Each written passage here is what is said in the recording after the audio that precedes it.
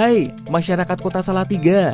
Sudah tahukah Anda tentang istilah cyberbullying? Cyberbullying atau perundungan dunia maya adalah perundungan dengan menggunakan teknologi digital. Hal ini dapat terjadi di media sosial, platform chatting, platform bermain game, dan ponsel. Tentunya kita ingin lebih tahu tentang seluk-beluk dan bagaimana cara mengatasinya, bukan? Yuk, ikuti terus konten ini. Cyberbullying memiliki banyak jenis. Mari kita kupas satu persatu.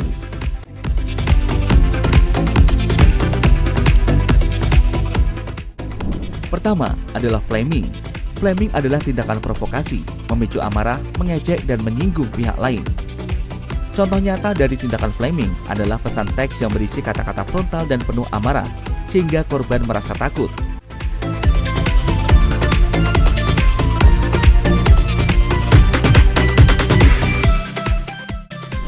Kedua adalah harassment. Harassment ialah melakukan komentar untuk menjatuhkan seseorang dan menghasut orang lain untuk melakukan hal yang sama. Harassment biasanya dikirim secara terus-menerus melalui berbagai media seperti email atau media sosial, sehingga mengganggu dan membuat gelisah korbannya.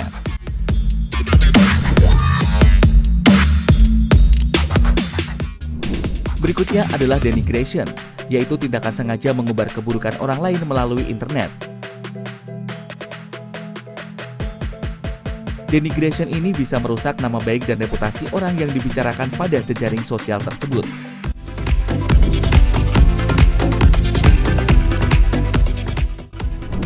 Lalu ada cyberstalking, yaitu tindakan memata-matai, meneror, dan membongkar data pribadi korban untuk kepentingan tertentu.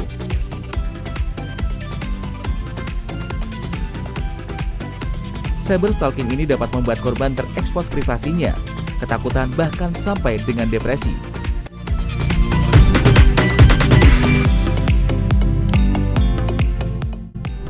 Ada pula yang disebut dengan impersonation, yaitu tindakan berpura-pura atau menyamar menjadi orang lain untuk melancarkan aksinya, mengirimkan pesan-pesan dan status tidak baik atau bahkan menipu.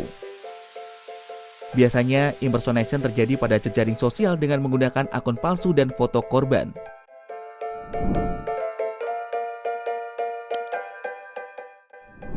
Selain itu, ada pula istilah trickery dan outing, di mana pelaku melakukan tipu daya dan membujuk orang lain untuk memperoleh rahasia maupun foto pribadi dari korban. Foto yang telah didapatkan ini kemudian diedit atau langsung disebarkan untuk maksud dan tujuan yang kurang baik. Jelas ini sangat merugikan orang yang foto atau rahasianya tersebar.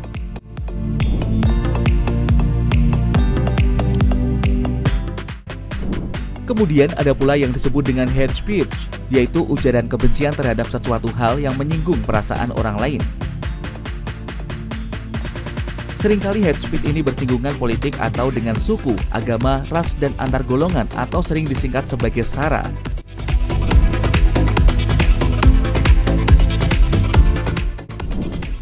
Lalu ada body shaming, perundungan yang mengolok-olok, menyindir, atau mempermalukan bentuk fisik seseorang.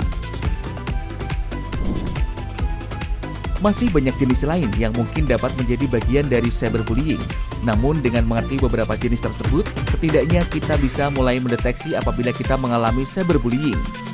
Dampak cyberbullying sangatlah beragam dan luas.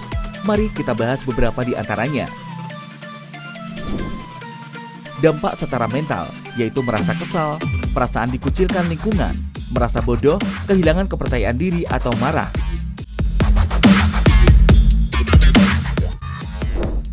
Sedangkan dampak secara emosional, yaitu merasa malu atau kehilangan minat pada hal-hal yang disukai sebelumnya. Tidak lupa dampak secara fisik, yaitu lelah atau kurang tidur, cemas atau mengalami gejala seperti kekebalan tubuh terganggu, sakit perut dan sakit kepala, bahkan bisa berujung ke depresi dan ingin bunuh diri. Lalu, bagaimana cara mencegah terjadinya cyberbullying? Berikut ini adalah beberapa hal yang bisa kita lakukan untuk mencegah terjadinya cyberbullying. Pertama, sebaiknya kita berpikir sebelum memposting atau mengomentari sesuatu di media sosial atau pada saat chat dengan aplikasi chat. Kedua, kita bisa berusaha memiliki empati dan toleransi kepada orang lain.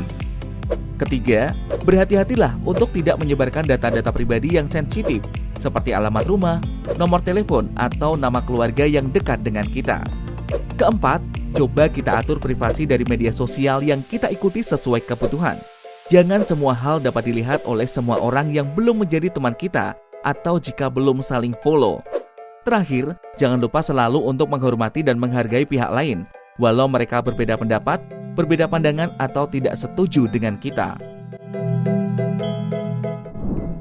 Bila kita terkena cyberbullying, jangan takut atau menyembunyikannya sendiri. Ada beberapa hal yang dapat kita lakukan untuk mengatasinya. Pertama, tetap tenang dan abaikan dahulu komentar-komentar atau pesan yang bersifat perundungan tersebut untuk beberapa waktu. Mungkin saja pesan-pesan tersebut berasal dari orang iseng yang sedang mencari mangsa. Bila dibiarkan, bisa saja perundung berhenti karena merasa tidak berhasil. Bila perundungan tetap tidak terhenti, mulailah mengumpulkan bukti, lalu lakukan unfollow atau blokir, supaya pelaku perundungan tidak dapat lagi terhubung dengan kita. Biasanya setiap media sosial atau jejaring sosial memiliki cara untuk melaporkan akun-akun yang bermasalah. Hal ini bisa juga kita manfaatkan. Terakhir, bila pelaku menggunakan akun lain dan terus merundung kita dapat melakukan langkah pelaporan kepada pihak yang berwenang seperti kepolisian. Jangan takut, pelaku cyberbullying bisa dijerat dan dihukum dengan pasal-pasal sebagai berikut.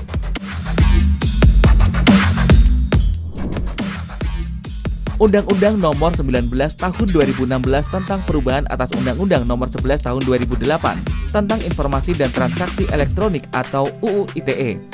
Seperti tercantum pada pasal 27 ayat 3 UU ITE, konten dengan muatan penghinaan dan atau pencemaran nama baik dapat diancam hukuman penjara paling lama 4 tahun dan atau denda paling banyak Rp750 juta. Sedangkan pasal 27 ayat 4 UU ITE menyebutkan bahwa konten dengan muatan pemerasan dan atau pengancaman dapat diancam hukuman penjara paling lama 6 tahun dan atau denda paling banyak Rp1 miliar. Mungkin kita tidak dapat mengendalikan orang lain di luar sana untuk melakukan perundungan, jadi mulailah dari kita dahulu. Slogan kita adalah think before posting. Pikirkan dulu sebelum kita memposting sesuatu. Apakah postingan kita ini bermanfaat bagi orang lain atau berpotensi kita dirundung atau malah menjadi perundung?